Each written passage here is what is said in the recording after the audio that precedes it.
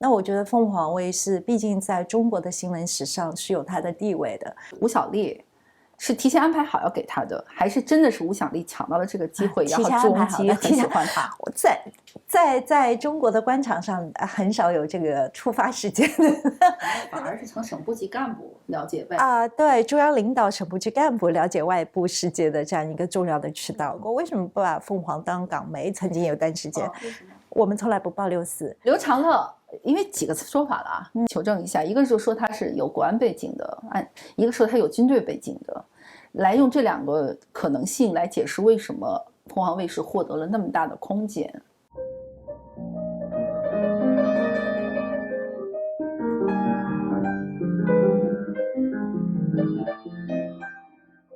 因为我们现在都知道，其实凤凰是一个很独特的存在了。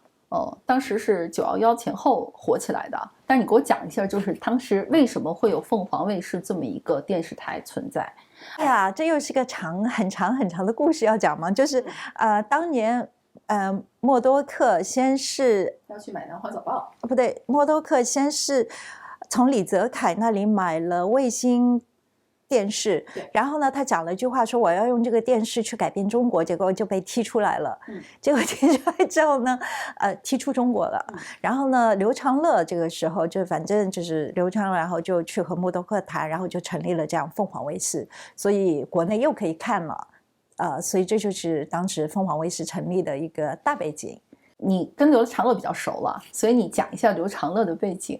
我也不敢确认的说，但是我就知道他曾经做过中央人民广播电台军事部的副主任，好像对，是一个对新闻包括，而且以前他应该资助过和商吧。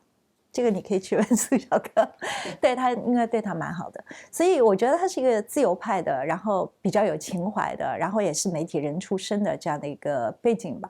当然也做生意了，钱应该是做生意来的，所以我会觉得，那个时候的凤凰，它有一个很特别的这样一个定位，对吧？在香港。当然我的理解是那个时候是想让凤凰做一个对外宣传的一个口子，结果没想到在那些年一直以来都成为了对内的一个叫alternative， 就是对内的很多人要获取信息的一个另类的选择，尤其是省部级干部。就是我们大家都知道一个点，就是为什么凤凰卫视既是立足于香港的，但是为什么香港媒体都不说凤凰是香港媒体？对，这么多年，对，他们也没把我当香港记者，但是你又立足在香港，对，你又立足在香港，所以是蛮特别的。面对大陆对的，但是我觉得香港媒体，我后来有跟他们聊过，为什么不把凤凰当港媒？曾经有段时间，为什么？我们从来不报64。他说，其实他们区分很简单，只要是香港的媒体，如果你是有报维园的机会的，那你就可以归类到港媒。但是那个时候有几家凤凰，应该是大公文汇都不报吧？那你们都踢出这个港媒的队伍。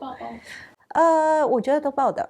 都报，包括新岛也报的。就是大公文汇。凤凰，那凤凰其实这里面也有凤凰自己为难的地方，因为毕竟它可以在内地播出的呀。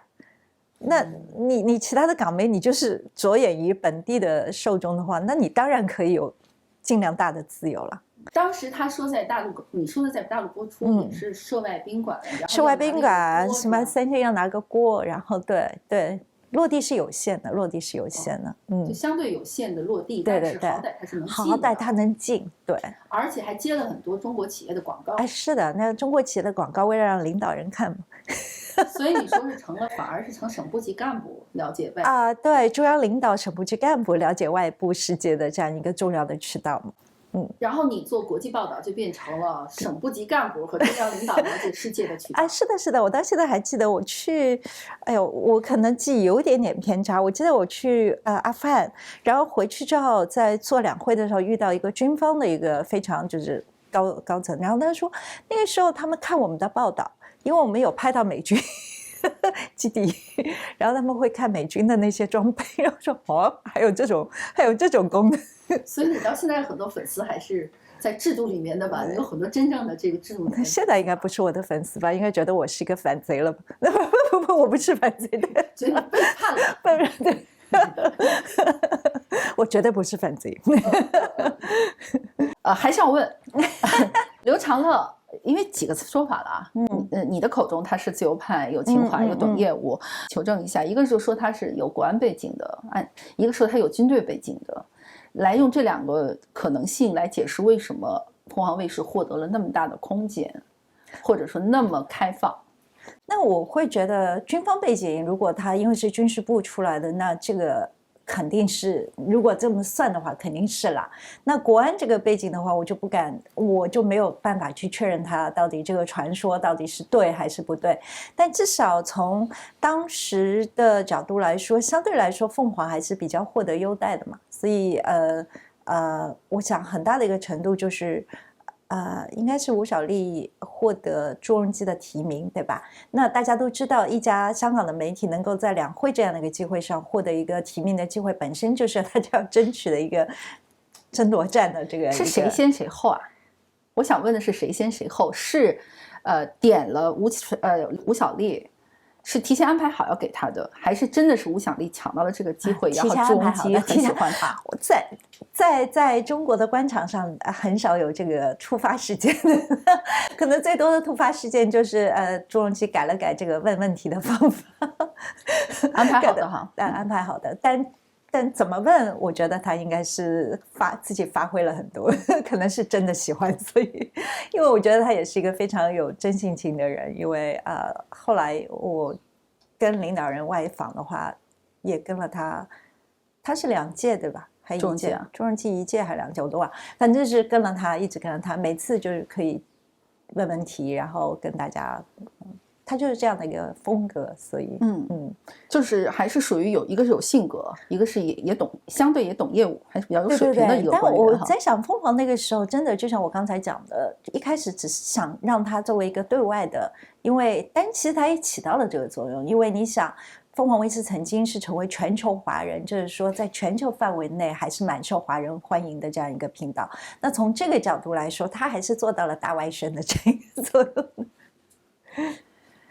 可是他怎么能，现在想想，对内他有这么大空间，是当时整个社会环境的开放，领导人的包容，还是什么？我觉得对内的空间其实是有限，所以你看我在凤凰的时候，我们国内新闻做的非常非常少的，这就是因为我们对内的在做中国新闻的时候，其实空间不是太大的，那所以很大的程度就放在了这个国际新闻上面。有禁令吗？有禁令吗？我们也经常有禁令啊，只不过大家跟其他的媒体一样，只不过就是说我们不是中宣部会直接发函给你，但是经常会播出之后马上就拿下来嘛。那这个我觉得在内地做媒体的大家都很正常的一个现象，就是跑步嘛。跟你先播了再说，对，先播了再说。那经常会有这种事情。我自己在凤凰的时候就被冷藏过一次嘛。那你给我讲，我就想问你这个事情。那次冷藏是我觉得我自己在美国做完 Lehman Fellow 回去翘辫子了吧，突然一年的时间不在凤凰，对这个舆论环境就媒体环境就一下子生疏了，没有那么敏感。所以我记得那个时候我是做了一次我到现在记得好像缅甸军头那个结婚，用了很多金银财宝啊什么，然后还好像采访了一位，我以为他只是一个就是上访的人士，就讲自己受到不公平的待遇，后来才知道原来这个人以前是64的时候的积极分子，我根本不知道。然后还好像还又做了一单关于香港的，好像提了一些反对派的名字在的，虽然我是用批判的。就批评的，就其实是也不叫批评，就是说至少就是说引述的媒体是批评他们的这样一个角度，但是也不行，就名字原来后来才发现名字都不可以提及的，所以那件事情之后我就被冷藏，就从那个节目本来我成为凤凰第一个女性的总编辑时间的主持，我觉得这点刘长乐蛮好，他总觉得我们要有女性的，就是有地位的这样的一个感觉，所以后来我成为第一个女性的凤凰的评论员，也是因为他，对，他会觉得我们要有女性的这个评论员啊要出现，所以就找了我，然后所以我会觉得对那个，所以我们时时刻刻其实是在还有一单，我记得我去采访在美国，我刚刚去美国咪们的时候，因为在 Harvard 嘛，然后那时候邱成桐突然是个什么热点啊，然后他们就让我顺手去做个采访，结果发回去之后就没播出来，因为什么？因为北大施压了。你看蜂王就不要说那个各个省市各个地方都会打电话来施压的。哦，就我正想问你，就是因为如果没有中宣部的禁令，就是这个施压嘛，这个打招呼，这个就很复杂了。比如说中央台你是可以直接下达到某个栏目组的嘛，一个都可以随时。对啊，那凤凰也是这样的，也一样的，一样的。哦，还有一次是我记得在两会的时候，我做计划生育的直播，已经请好嘉宾了。然后我只不过在微博上，我现在后悔死了。我在微博上预告说，今天我们要谈计划生育问题，结果计生委的人一打电话，结果那个就不能谈这个问题。结果那个是直播，然后我跟另外一位主持，我都忘了是哪位评论员，我们两个就干聊啊。因为我没有去找，我还记得那个时候找潘石屹说：“哎，你过来。”然后说：“你们在那么远，我要从东边到西边赶不过来。”我让潘石屹来给你救场。我天哪！要谈谈房地产，我说，哎呀，还有一个就是凤凰卫视出了那么多名角儿，到现在都是网络上的一个热谈资哈，就是什么出了这些先不说这些什么窦文涛这些名嘴啦，就是这些名旦吧。你是，然后现在包括周轶君，但当时周轶君还不是，他还是你们都是出镜记者那一挂的。但像什么很多啊，那些美女主持人什么的，这都是刘长乐独创的。没有，那个时候我们叫三名政策嘛，三名策略嘛，名主持、名记者、名评论员嘛。那主要是因为是被审查，就落地有限，所以呢，这是一个。扩展知名度的一个方法，因为什么呢？在国内你不是不能看凤凰吗？但是因为你有三名嘛，那内地的媒体会比较喜欢采访三名的人，那这样顺带就把凤凰卫视的名声可以拓展出去，所以只是因为要应对这样的一个限制的一个做法。也就是说是凤凰卫视主动造星，主动的，因为你不用这样的一个方法的话，你可以去就是触及到的受众是非常有限的嘛。所以就是当时凤凰热捧的这些造星造出来的都是谁啊？就是受这个政策好多哦。那名主持不是有窦文涛、鲁豫，还有好多陈晓楠，还有那个吴小莉，对，好多呢。吴小莉还有那个。我都快不记得太久了。然后评论员的话不是有阮次山，还有那个杨锦麟，对吧？很多呢，邱振海，好多，包括后来梁文道，对，还有梁文道，对，很多啊。记者就是有我啦，就可能记者就打造的陆宇光，很多啊，对，陆宇光。卢宇光先生现在还在俄乌战场上呢，对，那你正好评价一下你的这个前战地记者同事啊。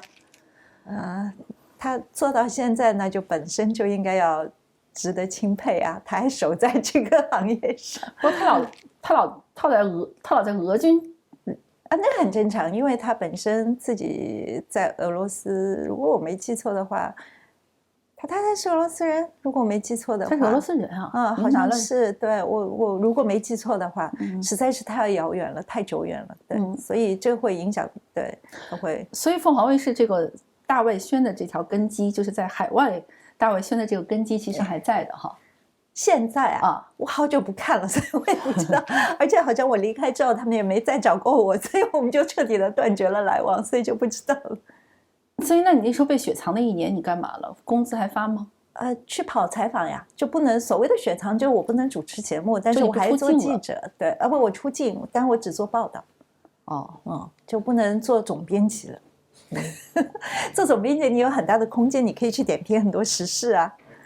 所以你们那个时候其实总编辑有点像制片人的角色是吧？不是，总编辑时间就是那个节目原来是吕宁思做的，然后我从美国回来之后，那个刘传仁觉得我们要加个女的，然后我就跟他轮流做。但我没做大概2-3个星期我就没下了。你看着吕宁思现在还在自己做的自媒体，我就下来，但后来不是让我做了评论员吗？就做了这个口水评论员。所以你后来那个决定要走是因为什么原因？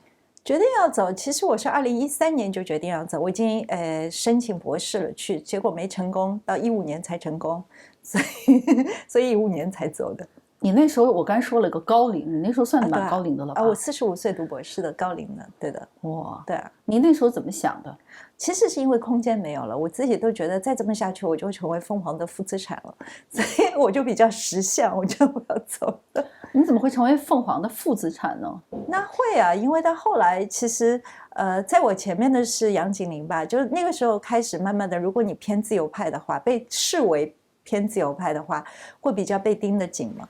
所以一开始应该是杨锦麟吧。所谓盯得紧，就是不断的有人来打招呼，不断有人投诉你啊，不断有人来打招呼啊，所以当然我觉得，所以我觉得刘长乐帮我们挡了很多很多，我都不知道，后来才知道的。那杨锦麟一走之后，我就暴露在前面了，所以对，就开始就比较多的这样一个投诉啊，或一些事情。